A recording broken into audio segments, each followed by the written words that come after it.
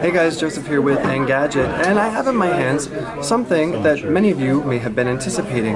We're here with Samsung, and they're showing us the update to this, which is the GS3, which was inspired by nature. And now what you're looking at here is the Galaxy S4. Yes, that's the actual number 4, not the Roman numeral, and as you can see, it's inspired by the GS3. From a really quick glance, you can see that there's not much difference in the design aesthetic. In fact, it kind of looks like the GS4 is a more stretched out version, and that's because this now sports a 5-inch display, and yes, it is 1080p. It is a full HD Super AMOLED panel, so Samsung's saying that's a first, and it's quite vibrant. If you want to look at this from the side, we're looking at a 7.9mm thickness, which makes it just a hair thinner than the GS3. It's also just a bit lighter at 130 grams versus the 133 of the Galaxy S3. Now, I'm just going to quickly turn it around to the back so you can see they're both white. This is what Samsung is calling frost white, but it's actually a much more pure and vivid white,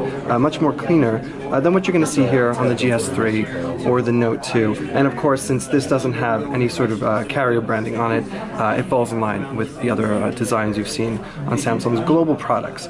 Right here on back, that is a 13 megapixel camera, so right away you know it is a bump up from the 8 megapixel on here. And part of the story for the GS4 is the enhanced camera, which Samsung is really stressing. So we'll just go into that really quickly, show you here.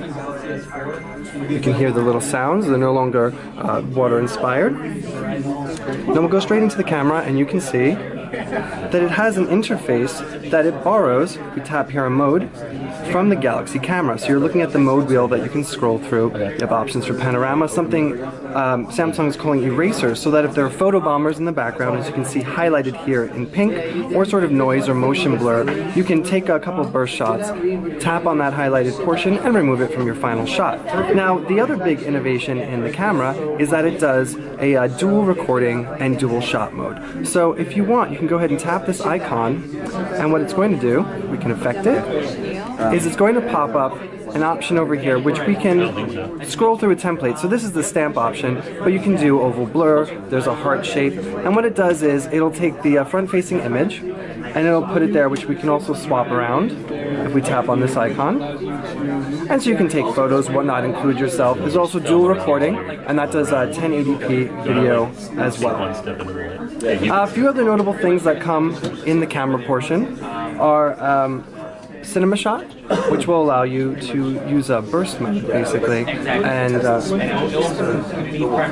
another notable thing that the camera software includes is drama shot, which will use burst mode basically to create an animated GIF for you. There will also be something that they're calling sound and shot, which will take a still photo and do about up to 9 seconds of audio. So let's just take a quick tour of the front face of the device, since we haven't gotten to that before.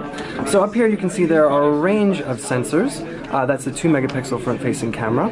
Down here, the same sort of home button layout, except the home button here is a bit blockier. It's more rectangular. It doesn't have that sort of stylized curving of the GS3. And again, the capacitive buttons for back.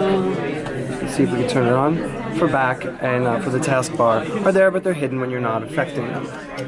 Over here on the right, you can see there is the volume rocker and a little notch here to pull off the removable back. And we should note that underneath there's a 2600 milliamp hour battery, which is again just a slight bump up from the GS3. And if you're sort of getting the notion here that this is just an evolution to the GS3, well, you've cottoned on to exactly what the GS4 is overall. Down here you can see the speaker grill, same allotment as you're seeing on the Note 2.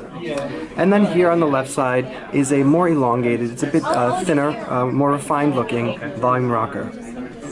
At the base, you have your micro USB port that is also MHL compatible. Now, the phone will come in 16, 32, and 64 gigabyte iterations. There's also the option for micro SD expansion up to 64 gigabytes, so you should have more than enough memory. Now, one of the things you're probably all wondering is what exactly is the processor inside? And right now, we can't specify the whole story because Samsung hasn't shared that with us yet, but we do know that there will be an Exynos 5 Octa version and some unspecified Snapdragon. It's all depending on regional availability. And as this is a global pre-production model, we can't specify just what we're using. But as you can see, navigation is pretty smooth, although it doesn't seem as mind-blowing as an Exynos 5 Octa should.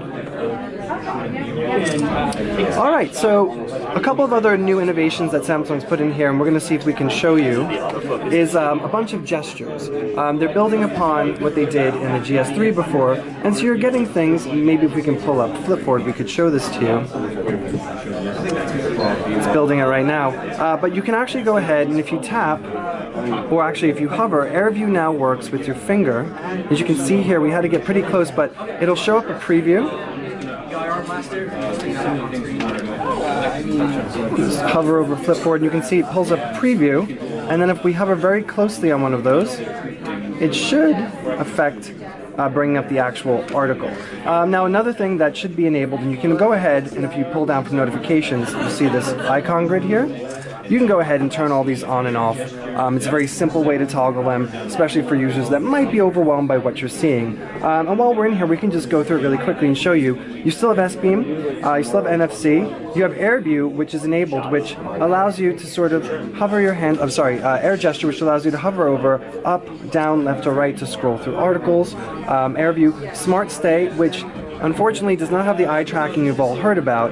What it does is it uses facial recognition to acknowledge when you're tilting the phone up or down to scroll.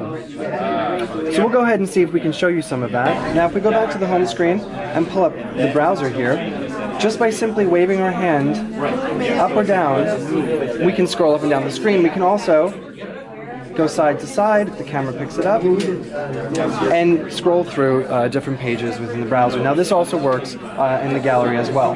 A couple of other software features that Samsung has sort of crammed onto the GS4 is S-Translator, which it's baking into a bunch of apps, which will come with support for 10 languages, and also something they're calling S-Help to effectively make the GS4 work as a pedometer for you. You can also, right here you can see, it'll track your goals, your steps. There's a caloric index you can use. There's a sensor for humidity, temperature in here as well. And to pair with this, there's a whole bunch of accessories that Samsung has sort of created. There's the S-Band, which is similar to something like the Jawbone Up, which sort of dupes the functionality of this and will sync with it over Bluetooth 4.0. There's also a scale, for those of you that want to take it to the extreme. And we should note, just in general, as an accessory, the new flip cover for this looks much similar to the Note 2 and GS3, except it has a cutout preview window here, which will let you look at your alerts, any sort of notifications, look at music, and as well as reject calls.